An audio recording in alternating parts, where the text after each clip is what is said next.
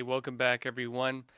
Some interesting news today. I want to go into a bit more of some more investigative topics today. I want to jump into the secret smart city programs allegedly launching in Netherlands right now, but also going a bit deeper into this because, well, okay, I'll tell you what. I was trying to look into the World Economic Forum's involvement with this program because people in the Netherlands were alleging this was a WEF program. What I found was much worse than that. It turns out they're doing this globally, and it turns out this is actually part of a program they have. But it's interesting that the web page, they seem to have deleted it, but I found the archives, and I want to show you their documents, their reports, what they're actually talking about doing, what they've already done, and where this is heading. Because there's some stuff currently being built that actually does deeply align with this. A total reimagining of the way that we live. I will show you the videos of this. I will show you the documents. It's going to be a very interesting episode. Also, folks, we're going to be getting into the baby farms, and you heard me right on that. There is now a factory farming program coming out to grow human infants. They say this is for specifically people who, have trouble conceiving. If you're a woman and you're unable to have a child, or a man unable to have a child, they can help you grow a child. They have a video of it. It looks kind of disturbingly similar to the pod scene in the Matrix movies of humans in these little pods. I'll show you this, and we'll discuss how the thing works and the very likely implications they're going to run into as they try to launch it, because they're trying to do it right now. It's going to be a pretty far out episode, but far out only insofar as things that they're currently doing. This is all real stuff and things being promoted by very influential, very wealthy people. Folks, that said, we are back on YouTube today. Those of you on YouTube, we had a strike on the channel. It was a retroactive strike, so it was based on, they went months back to find something I did wrong. I talked about the vaccines. Apparently, even though the current standards, you can talk about them and even question them, they gave me a retroactive strike for some reason on that. I'm walking on thin ice when it comes to YouTube. So please join us on Epic TV. And on that note too, if you're on YouTube and I disappear, come find us on Rumble, come find us on Facebook, come find us on Twitter. We actually broadcast live on all three of those as well. So that said, folks, again, after about 25 minutes, we will jump exclusively to Epic TV. And that said, let's get started. Let's start first with what's happening in the Netherlands. Now, I want to start from the top. This is a Dutch news outlet. It's called De Ander Krant. I'm probably saying that wrong. I'll read you the translations. I'll show you the website, but I'll read you the translation. For some reason, Google Translate on the webpage itself doesn't work, so you just have to agree that this is what it actually says. But it says, in the web of the WEF, as in World Economic Forum, Apeldoorn, that's a city in Netherlands, first smart city based on a secret agreement. And translated from Dutch, it states Apeldoorn has been transformed into the first smart city in the Netherlands by the World Economic Forum, without consulting its residents. An unknown Austrian company called Radio LED has rolled out a 5G network in the city based on a secret agreement with the municipality. The municipality does not receive any revenue from the project. The direction lies entirely with Radio LED. That company also manages the data obtained from thousands of sensors that follow Apeldoorn citizens everywhere. Apeldoorn Smart City is just one of many projects World Economic Forum is carrying out in the Netherlands. Further in its states, in Apeldoorn, the Austrian tech company Radio LED has rolled out a public 5G network, a first in the country. And it notes as well a route in which the city, in collaboration with tech company Radio LED again, is provided with a lightning-fast and free public 5G network. So hey, you get free internet, and it's very fast. Sounds great, right? It says also with traffic lights that ensure that cyclists don't have to wait too long for a green light when it rains. lights at an intersection that indicate whether another road user is approaching the sensor that keep track of how clean the outside air is. All kinds of benefits to it, but there's a cost to all those benefits, which I'll explain in a minute. It notes as well, for the implementation of the Smart City project, the municipality of Apeldoorn and Radio LED concluded a secret agreement in 2021 in which Radio LED was granted permission to attach 500 small transmitters, which look like square white boxes, and they put these on lamp posts throughout the city. Now, let me go into a few points with this. So I came across this story, and my first instinct was, well, this makes sense, because if you remember, we've been talking for a while about the food agenda, and the Netherlands was one of the main focal points of that. Remember, in a previous episode, we talked about the restrictions on farmers in the Netherlands, how the government had begun restricting, for example, fertilizers. I did a full episode digging into that, and we talked about how the World Economic Forum was actually involved in that. The Netherlands, it turns out, is kind of the launching pad of what they call the World Food Hubs, which is one of their new, reimagined food programs. We now see that what we warned about is coming to pass. They are now shutting down farms. This was not just about restricting fertilizer, it was about shutting down farms. And if you remember as well, some of the claims coming from the farmers themselves believed this was essentially a coup or a conspiracy to steal their land and convert the Netherlands into basically like a newly imagined world city. These claims are not far-fetched. And they're not far-fetched mainly because, as I dug into this, it seems to be this is the case. The Netherlands is one of the, I think, ground zero points to begin launching these types of programs. And as I dug deeper, I found that this is actually, there's a lot more to it than even what I initially suspected. I went through a lot of Dutch articles, using Google Translate and so on.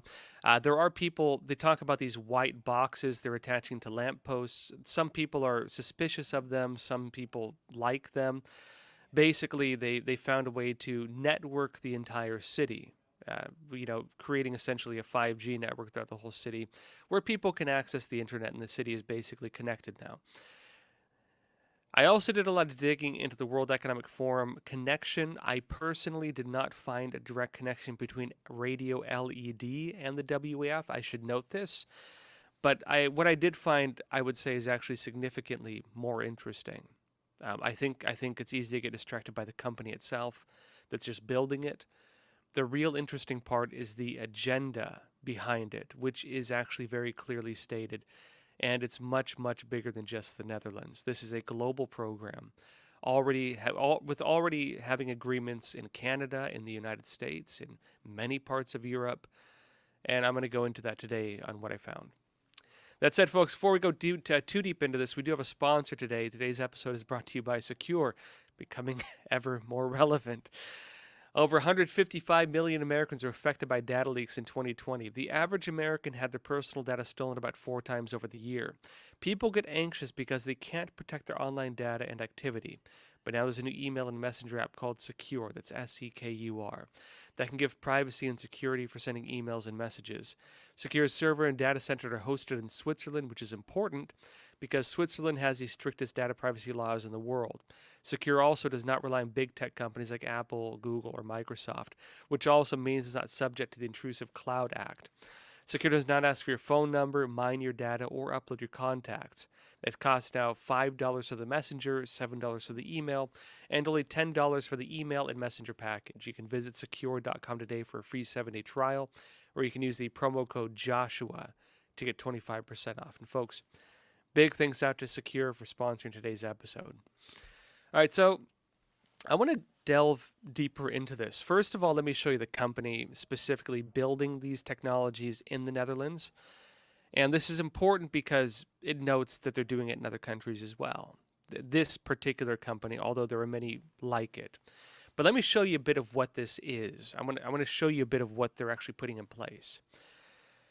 This is the radio LED website, and on the subsection that says Our Technology, it states, the radio LED core network infrastructure is a mesh network. Think of like a mesh, right, where they create intertwining connections essentially throughout the city.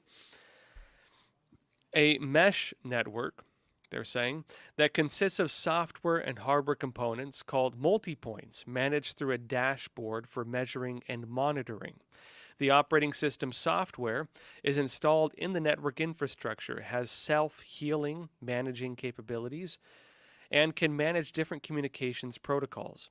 Each multipoint consists of a powerful processor and storage option, and together with other nodes builds a powerful data center. The radio LED solution is truly wireless and does not require backhaul connection at every device. Our devices are normally installed in existing lighting infrastructure or public buildings. In other words, this is a technology that they can install just by attaching it to lampposts like they are in the Netherlands. In other words, you don't have to completely rebuild the city to install it. You just put these boxes on different parts of the city, and boom, you have a smart city. That's essentially how it works. They say our devices are normally installed again through that. It notes the radio LED core network provides 5G functionality and allows to integrate existing and new telecommunications devices and infrastructure. For example, fiber optic cables. So if a country already has internet infrastructure, you don't need to replace it. You just put these devices in, and boom, you have a smart city.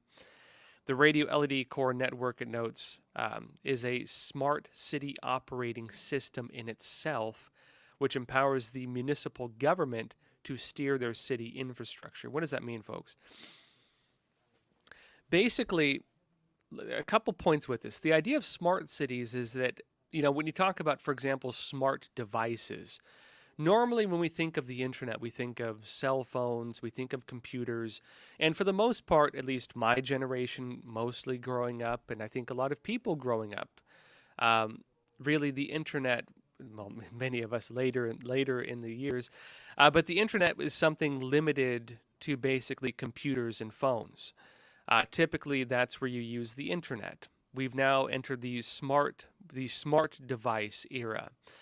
And with the smart devices, this is where you have picture frames that are connected to the internet, baby monitors that are connected to the internet, smart refrigerators, smart cars. You start adding new technologies and new devices to the internet, to the point where even things that were not normally even electronic, let alone had internet connections, are becoming electronic.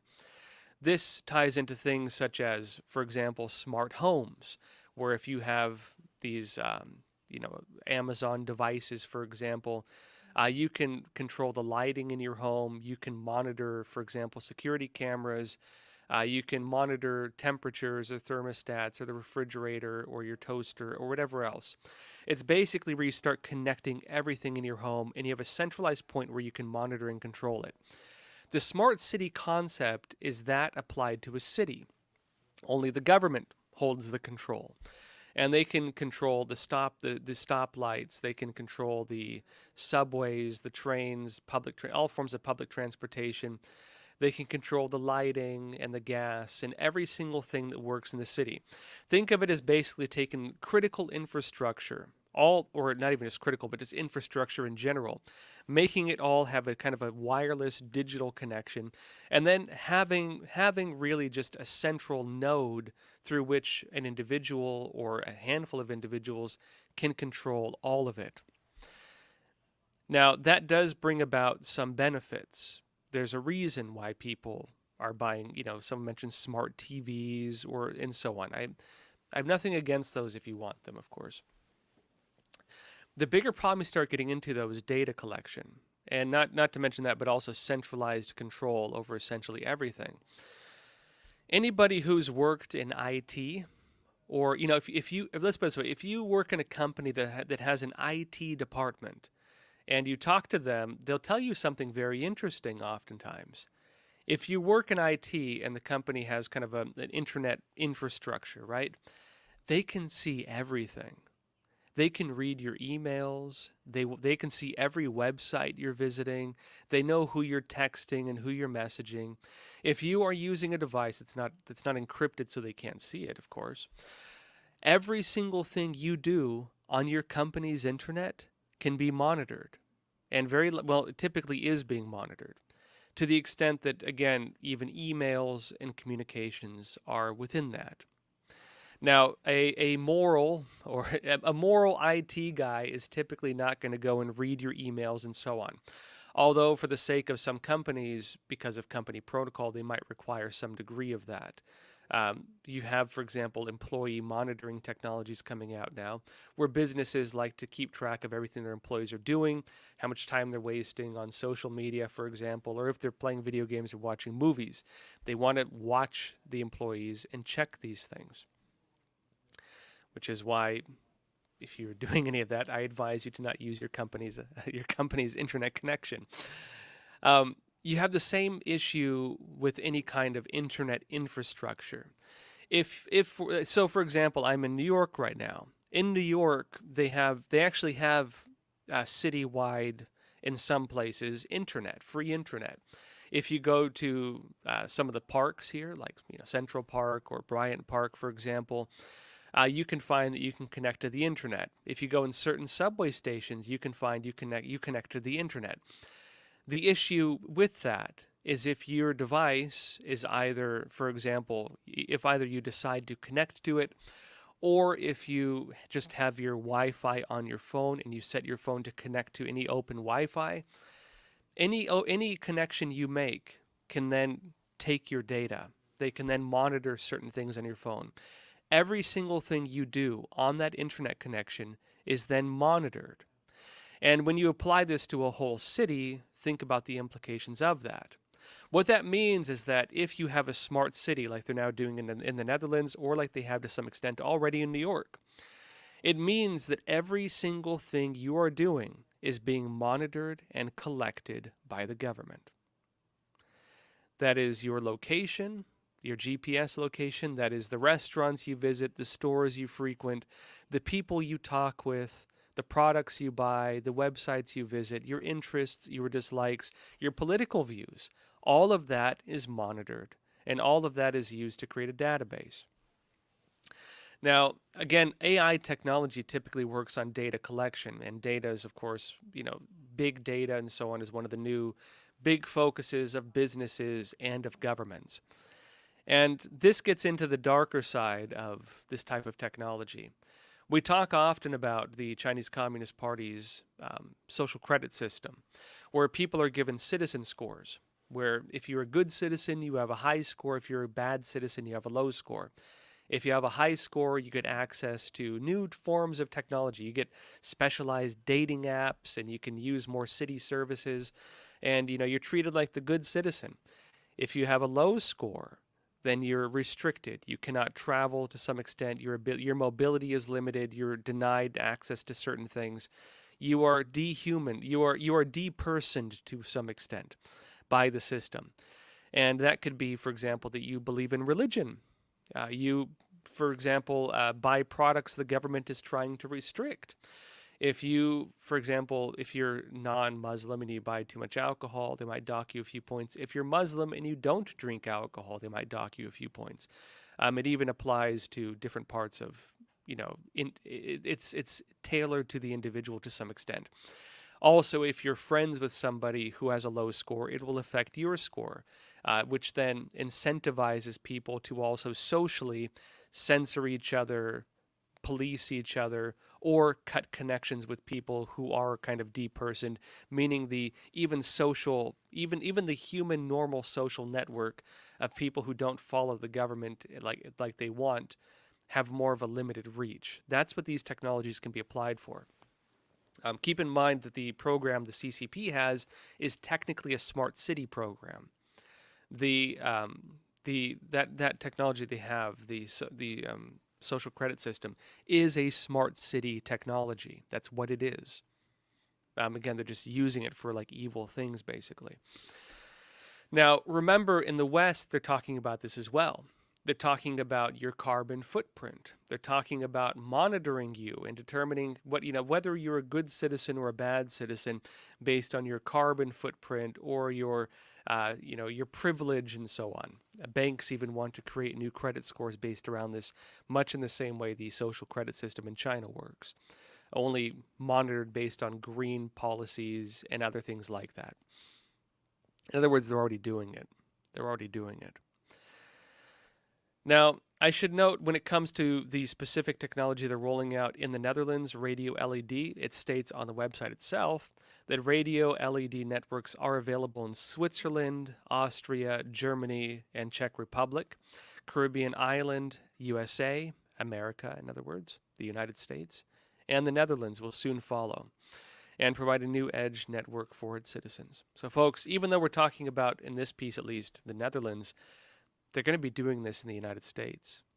They're working on this in the United States already. Now, one of the things that a lot of these articles allege, I went through many different articles on on Dutch. I went through many Dutch articles, which I was using Google Translate to read. And most of them allege that the World Economic Forum is behind this. Now, I should note, when it comes to radio LED, I personally did not find the direct connection. I'm not saying it doesn't exist. I am saying, based on my limited ability to research Dutch, or I believe this is a Vienna company, or it's an Austrian company. Based on my limited ability to research, German or Dutch, I was not able to find it. But what I found was something interesting, I'd say actually even more interesting, which is this seems to be part of what they call the G20 Global Smart Cities Alliance. And yes, the Netherlands is a partner of that, as are many countries. Folks, this is a global program. And I'm going to show you the sources on this. Now, if we look for the I'll tell you what this is. It's the G20 Global Smart Cities Alliance. That's the technical name for it. And yes, it is a World Economic Forum program that involves things exactly like what's being rolled out right now.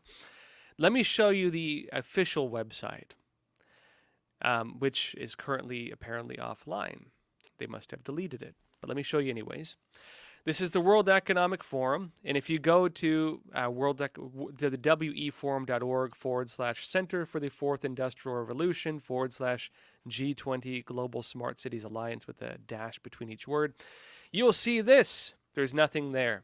Now, normally we would assume, this is their website. It doesn't exist. Obviously, this is a big fat conspiracy theory, but guess what happens? If I were to take that same URL and look for the archive, I come up with something very different, because it looks like they deleted it. Now, I'd question why they deleted it, but regardless of that question we don't know the answer to, this is what they deleted. This is the official webpage on the World Economic Forum website, updated on February of 2022, meaning they only deleted it recently, titled the G20 Smart Cities Alliance, part of the Fourth Industrial Revolution, as they clearly state on their own website. This is what it says. I'll go over it. It says a global effort that unites municipal, regional, and national governments, private sector partners, and cities residents to advance the responsible and ethical use of smart city technologies. Again, they talk about this idea of a multi-stakeholder capitalism.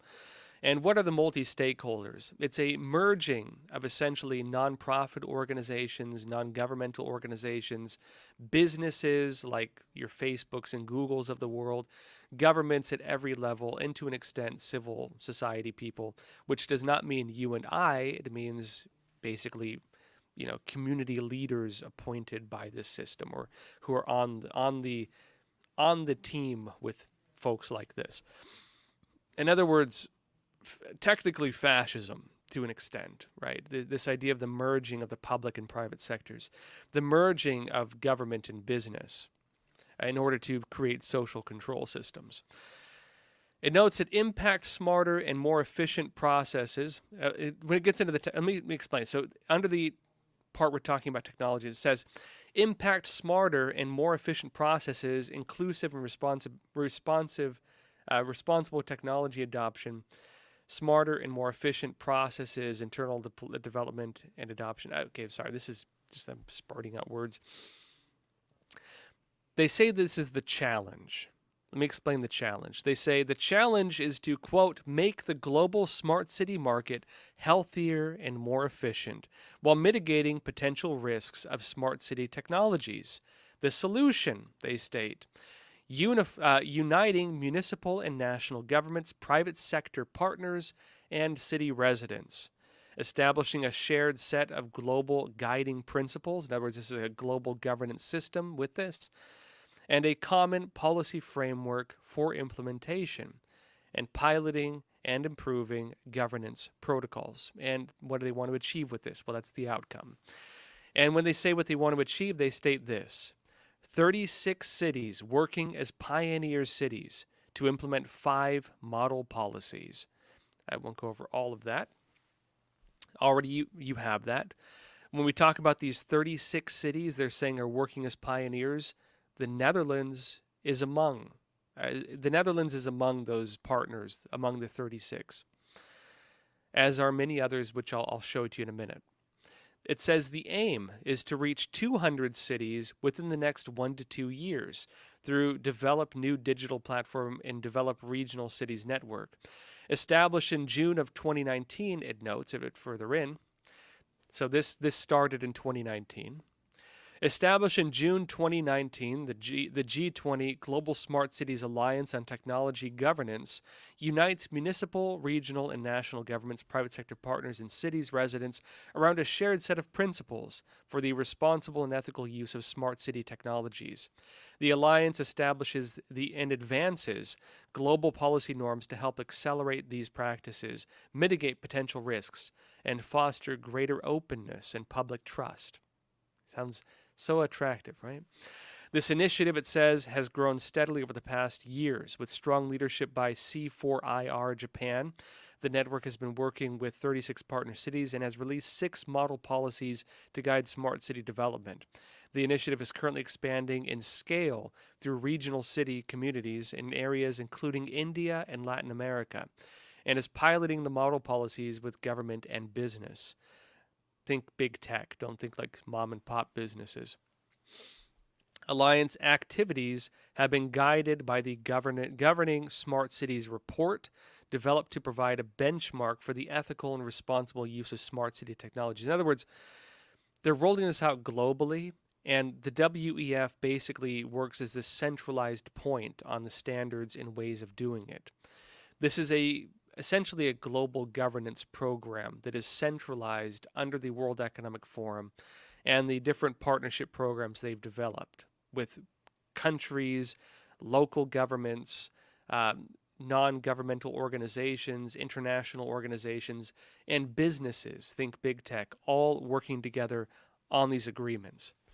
It notes that in 2020, the G20 Global Smart Cities Alliance was recognized as a key initiative for leading urban technology governance, receiving the Governance and Economy Award at the 2021 Smart City Expo World Congress.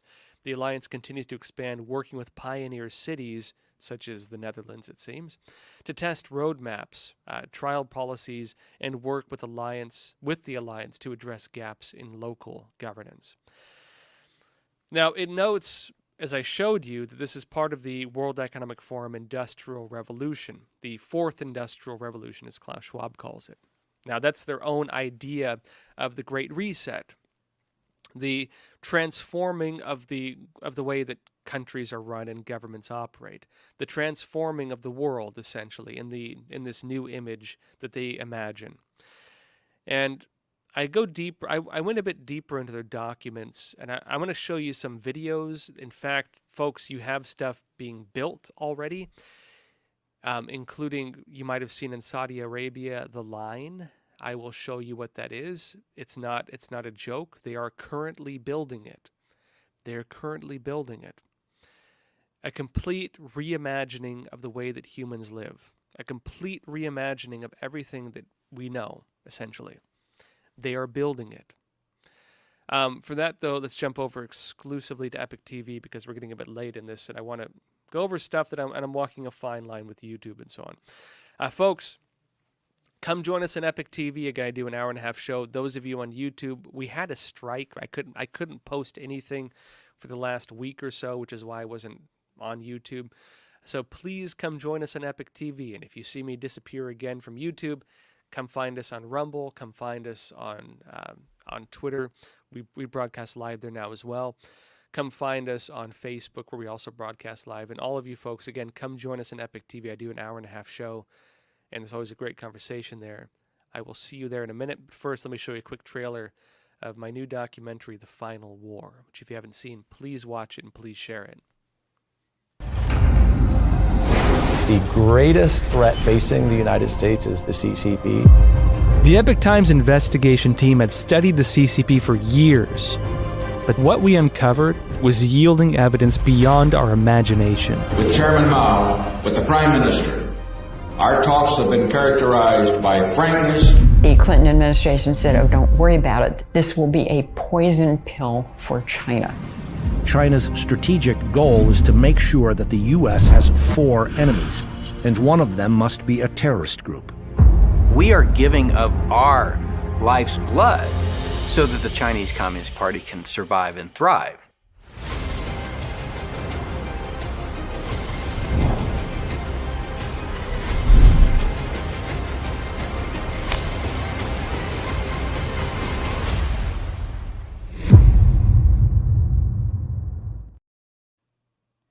All right, folks, again, that's exclusively on Epic TV. If you haven't seen it yet, please watch it. And if you've seen it, please share it. Help us get the word out. Again, it's all grassroots here. All right, folks, that said, I will see you over on Epic TV, where I'm going to delve a lot deeper into this, so come join us now. I'll see you there. And folks, thank you for being here. Those of you